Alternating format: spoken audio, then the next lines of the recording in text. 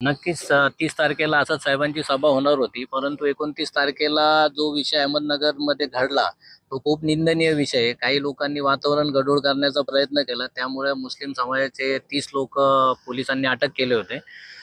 तर त्यामुळं असद साहेबांनी जेव्हा डी.जी. साहेबांशी या गोष्टीवर चर्चा केली, तर त्यांनी डी.जी. साहेबांनी आणि आय.जी. साहेबांनी असद साहेबांना, निमत्या साहेबांना विनंती केली होती की आपण ही सभा पोस्टपोन करावी. सध्या अहमदनगरचं वातावरण जो आहे तो तणावपूर्ण आहे.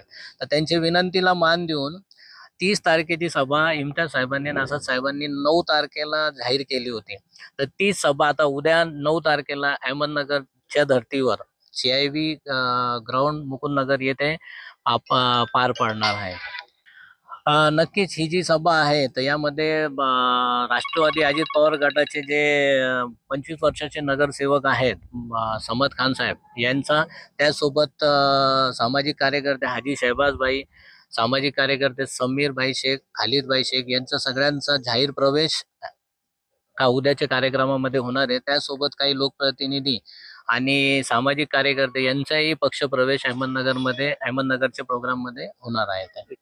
काय झालंय का, एक बाऊ करून ठेवलंय की असद साहेब प्रक्षोभक भाषण करतात आहे, परंतु असद साहेब यांना सत्य बोलतात आणि संविधानाच्या दायऱ्यामध्ये राहून लोकांना उत्तर देतात. जे लोक वातावरण दूषित करून जातीय तेढ निर्माण करण्याचा प्रयत्न करतात, त्या लोकांना ते संविधानाच्या दायऱ्यामध्ये राहून उत्तर देतात.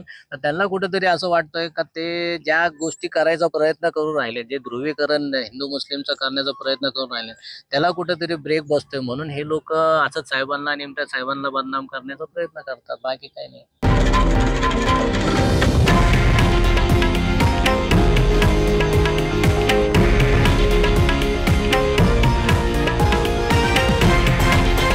हे आहे देशातील नंबर 1 न्यूज नेटवर्क आणि आपण पाहत आहात TV9 मराठी, एकमेव.